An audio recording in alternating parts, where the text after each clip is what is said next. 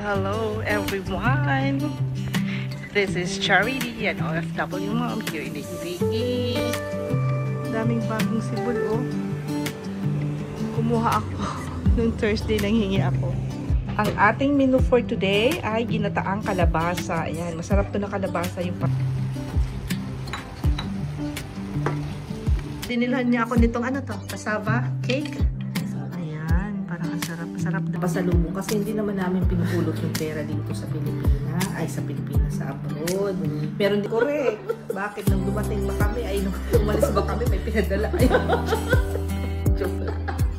Ano tayo, skincare routine for night. Bawat tawag sa bawat dasal, parang kapiling ka pa rin. Hello everyone. This is Charity, an OFW mom here in the UAE. Every weekdays from Monday to Thursday, naglalakad tayo mga 30 minutes yan. Ipakita kasi inyo itong nadaanan ko last Thursday. Tawid tayo. Nanghingi ako ng malunggay. Sa susunod, manghingi ako ng pantanim. May mga bitbit tayo. Oh. Ayan ang malunggay. Daming bagong sibol, oh. Kumuha ako nung Thursday nanghingi ako. Okay, may maliit na palaruan. Mga bata. Dito ako nagduduan sa ibang way naman. Yan ang dinadaanan natin. Ay sayang, di natin makikita itong magandang bahay. Yan, oh. Ang ganda niyan sa unahan. Parang European style. Tapos ang daming plants. Ay, ito, may daanan. Wow. O, diba, ang dami kong nade-discover. Tapos, ayun, oh, date. Kita nyo? Daming bunga. Oh. Nagkuha tayo ng pantanim. Sana tumubo to. Ayan yung bahay niya, oh. Nasa side ako. Dito tayo. Mahangin, mapresko. Wow, may puno ng mangga. Ito din, maganda din to. Mga rich na siguro to. Kasi gaganda ng sasakyan nila. Ganda ng gate nila, oh.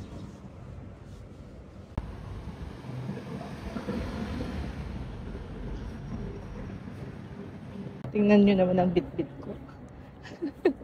Paano na talagang matanda. Nakakita ng halaman, pumitas. Hey there, kumusta ka? Pasok ka sa mundo ko. Mga kwentong bagong simula. Tara na, sama mo ako. Bawat araw, bagong adventure. Kasama mo, mas masaya. Sure. Dito lang, hindi malayo. Puso ko, open para sa'yo. Welcome sa journey ko. Mga tao, mga luha mo. A few moments later. Andito na tayo sa bahay.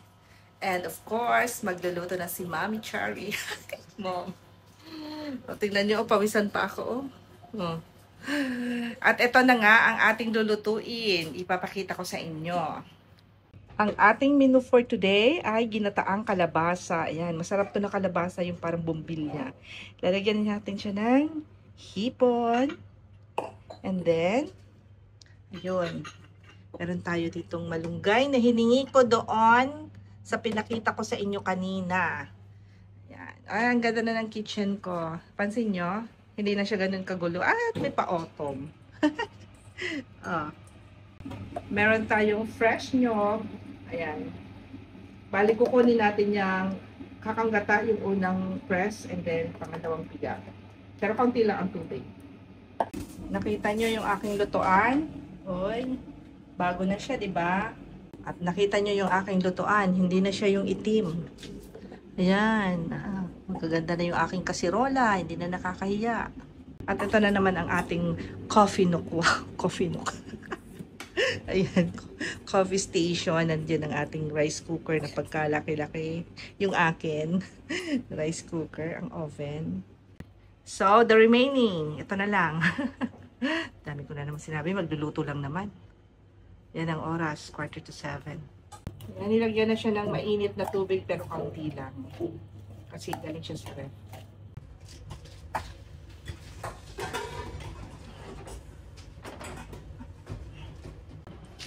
Kuha pala tayo ng sili. Ito tatanggalin pa to dito. Wala lang kami mapaglagyan pa. To be continued ang ating pag-ano. Uyag lalaki ng sili.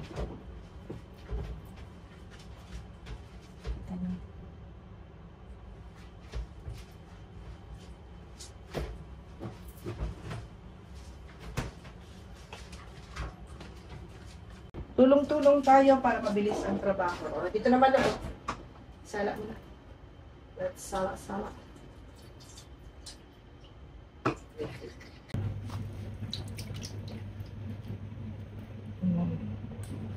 Bigay mo ito kumalito.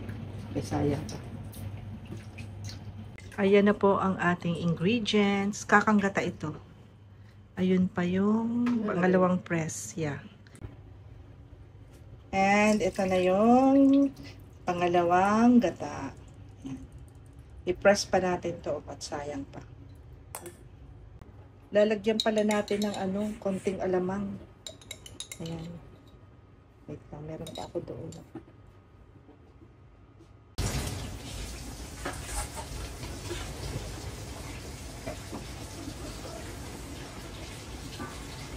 Ilagay na pala natin itong sangka. Kalimutan ko.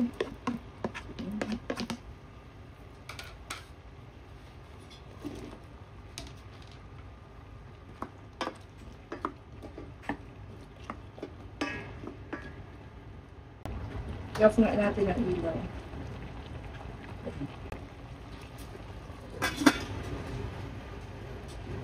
O, tingnan naman ang takip. Shining and shimmering. Ilagay na natin yung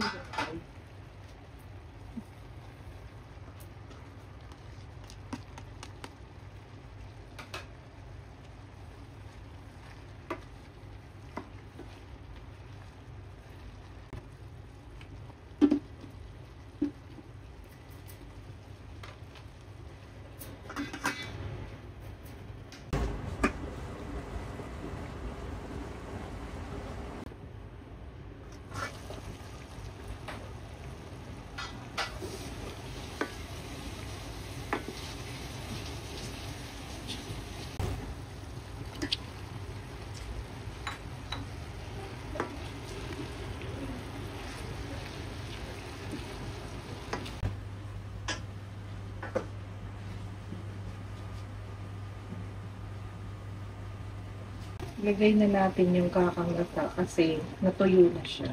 So, pwede na.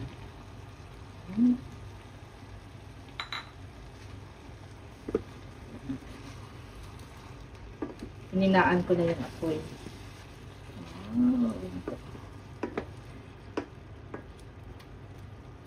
Takpan ulit.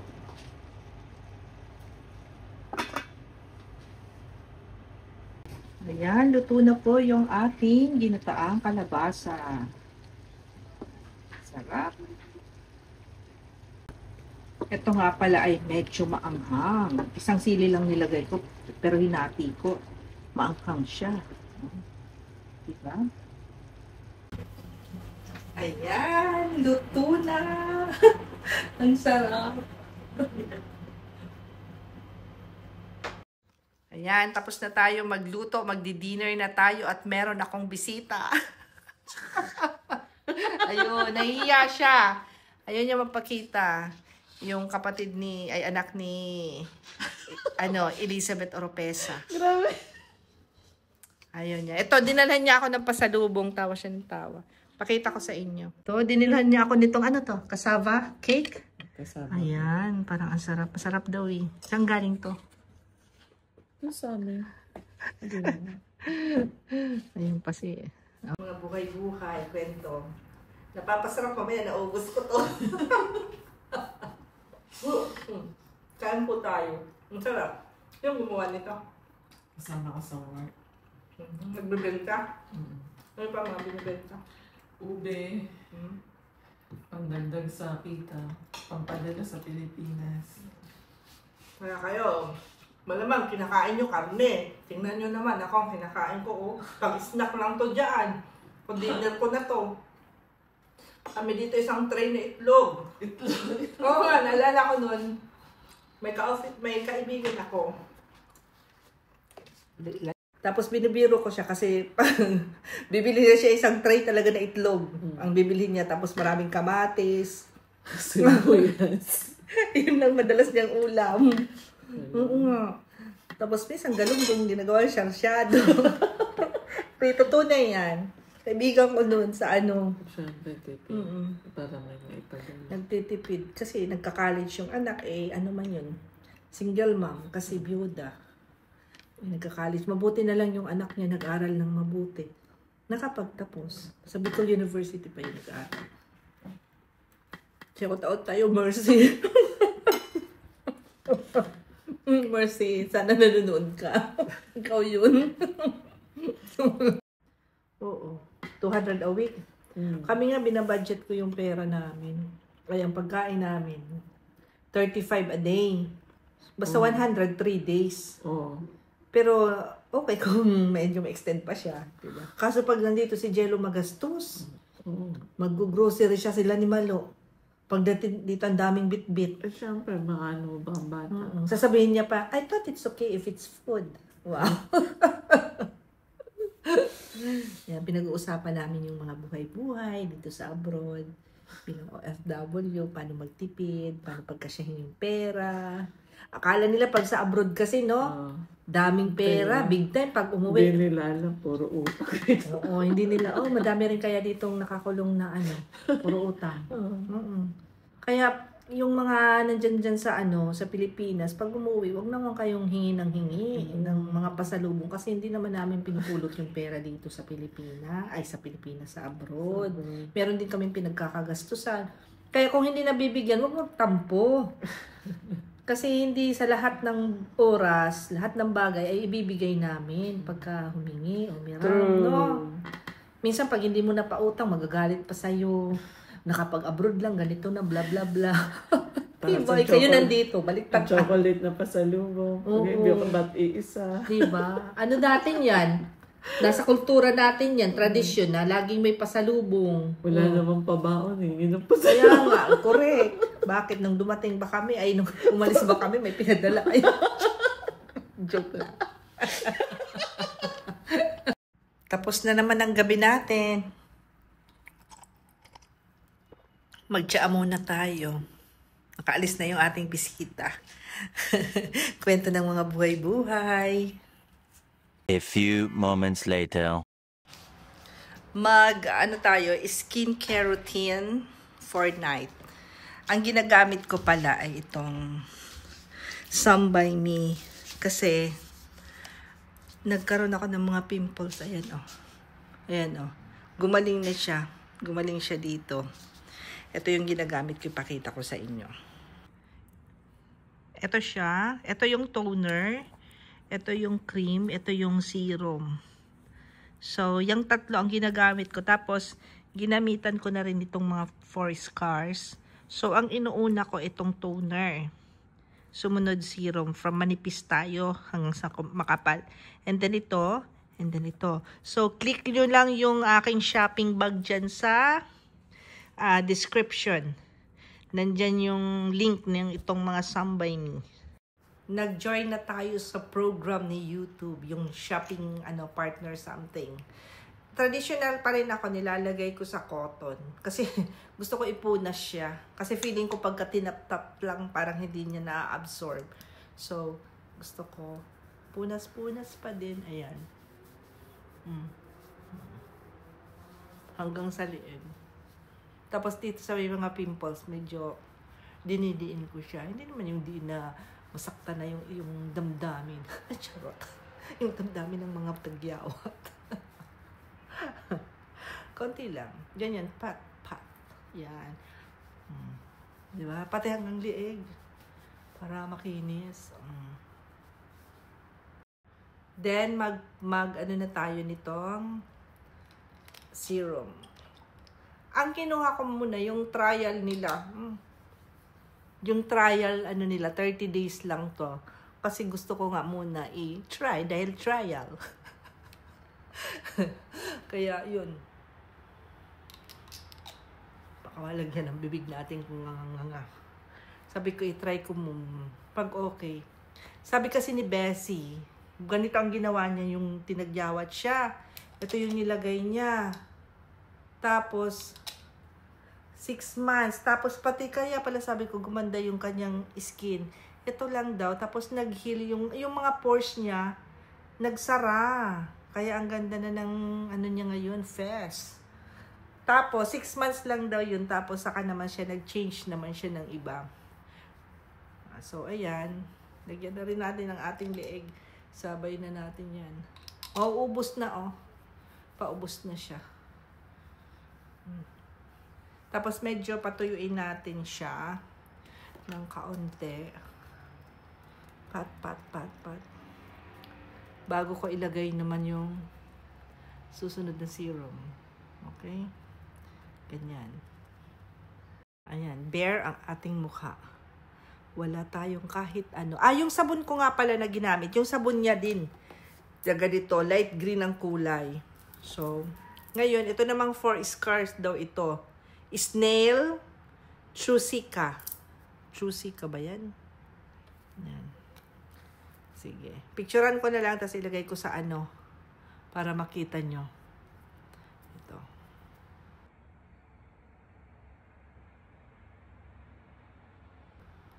Sa mga scars naman, para mag-heal siya. Bumabaw. Pero syempre, hindi naman magic, no? Na paglagay mo ngayon, kinabukasan, maganda na agad ang skin mo. Syempre, it will take time. Parang lang yan. Pag nasaktan ka, it will take time to heal. Ayan, meron na naman tayong hugot. Parang healing din ng wound yan. Diba? Kasi ganun din pag nagmahal ka at nasaktan ka, para ka ding nasugatan. Hindi pag ginamot mo ngayon, bukas okay na siya, magaling na siya. Hindi.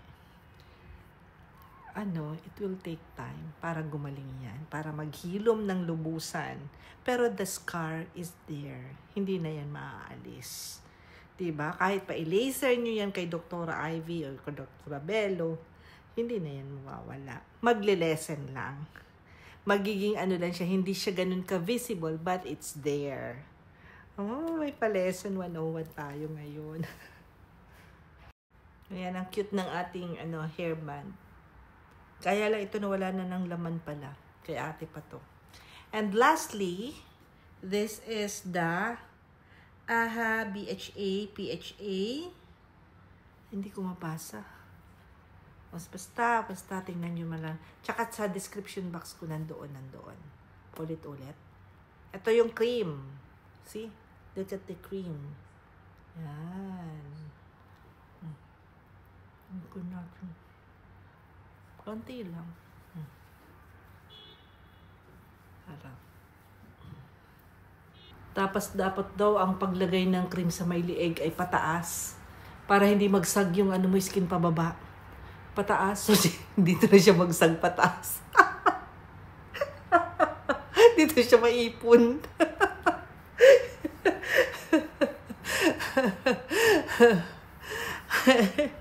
Ayan na po. Finished product natin. Anong masasabi nyo? So, good night na muna for tonight. Kasi, magpapahinga ang beauty. Mag-alas 9 na. Kailangan nating umisleep. Pero, pag natutulog ako ng maaga, halimbawa 8:30, 9 o'clock, nagigising ako ng 1 o'clock. Meron ba kayong may advice, may ipapayo kung anong dapat gawin? Kasi magigising ako ng 1:00, alas 2, tas hirap na hirap akong matulog, bumalik. Samantala, nagiinom naman ako ng may clove, may magnesium, milk. Pero ngayon hindi ako nag-milk. Pero bakit ganun? Nahihirapan pa rin ako. Kaya ang ginagawa ko na lang, alas 10, matulog, para diretso. Pero hindi pa rin diretso eh. Kasi umiinom kasi ako sa middle of the night. Kasi parang natutuyo ang lalamunan ko, nauuhaw ako. Umiinom ako. Tapos iihi, syempre. O yun, pabangon-bangon. So, comment down below kung ano ang pwede natin gawin para maiwasan ang mga sleepless night. Okay? See you again next time. Kahit dagat ang pagitan, ikaw ang ningning ng talaan. Sa bawat tawag, sa bawat dasal, parang kapiling ka pa rin, walang agwan.